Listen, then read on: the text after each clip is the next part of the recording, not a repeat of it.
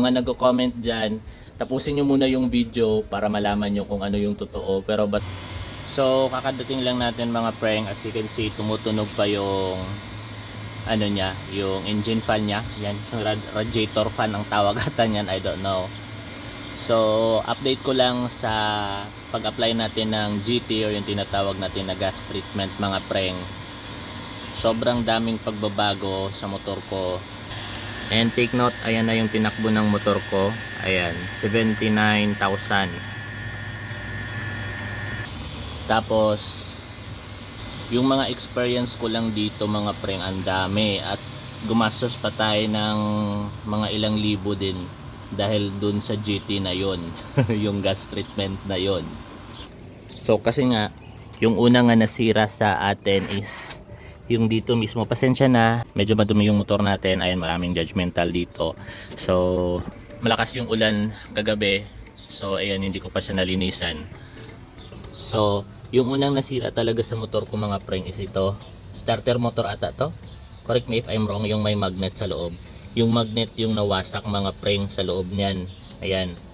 So gumastos tayo ng mga I think nasa almost 5,000 pesos. Hindi pa kasama yung labor nun. So binaklas lahat ng mga plastic na to. Ayan, binaklas yan lahat.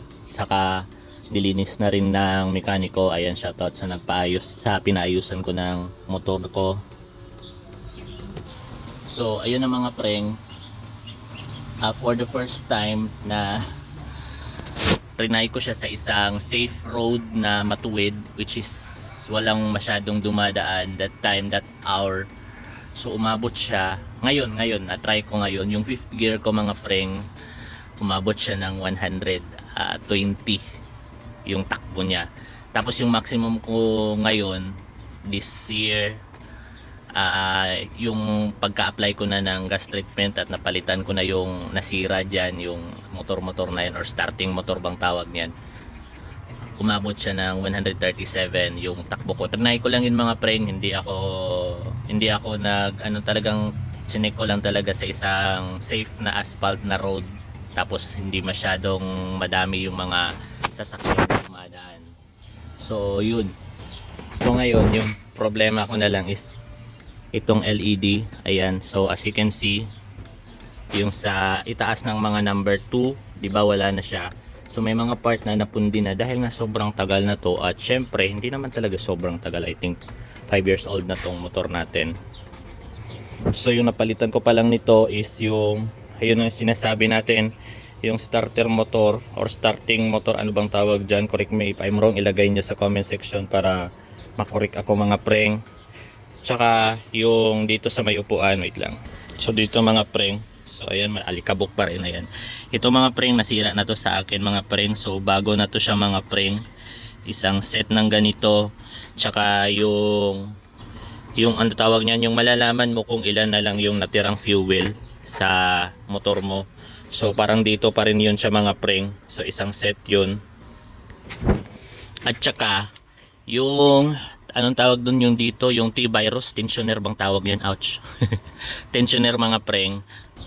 Pero yung tensioner na yun, hindi ko pa yun in-applyan ng PG. So yun yung una na nasira sa atin, na maingay na, pero nasa 50 km na yung takbo natin, 50,000 ha, 50,000 km na yung takbo natin bago ko siya napalitan. Tapos pag-apak na ng I think 60 plus or 70 plus, so in-applyan na natin siya ng GT. At doon after weeks nasira si starter motor. Ayan yung tinuro ko kanina, yun na naman yung nasira niyan. So hindi na siya mag-on. Tapos yung first experience ko doon, pag starting ko, so nag-auto start siya kahit naka-off na yung susian ko. So yun pala yung dahilan, kasi nga nasira na yung magnet niya sa loob. So kusa na siyang nagsa-start at umaandar. Pero yung tipong nagsa-start off, start off, start off, so yun na pala yung cause nun. Tapos lesson learned din mga preng, hindi lahat ng mekaniko magagaling or yung tinatawag na sa makapera lang. Kasi nilapit ko siya sa pinakamalapit naming motor shop dun sa amin. Tapos sabi niya, papalitan ng starting relay ata yun. Basta something nun. Tapos yung napalit, hindi pala tugma dito sa motor natin. Isa din yun sa dahilan kung bakit napamahal tayo. Kasi nga mali yung mekaniko na nilapitan natin.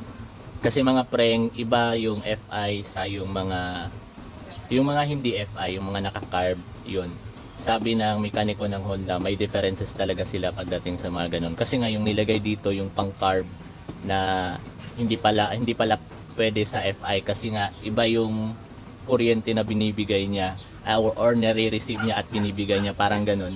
So parang mahina yun. So pag start ng motor ko, medyo matagal talaga kasi nga yung nilagay niya na hindi ko alam kung anong device yun, medyo mahina mag distribute ng kuryente, I think, para mag-start agad yung motor natin. Pero again mga preng, as what I experience sa TG na to, sobrang sulit, sobrang legit. Sa mga nagko-comment dyan, tapusin nyo muna yung video para malaman nyo kung ano yung totoo. Pero but for me mga preng, again, legit and worth it. Bumalik talaga siya. At mas lalong lumakas pa yun talaga yung na-experience ko mga preng.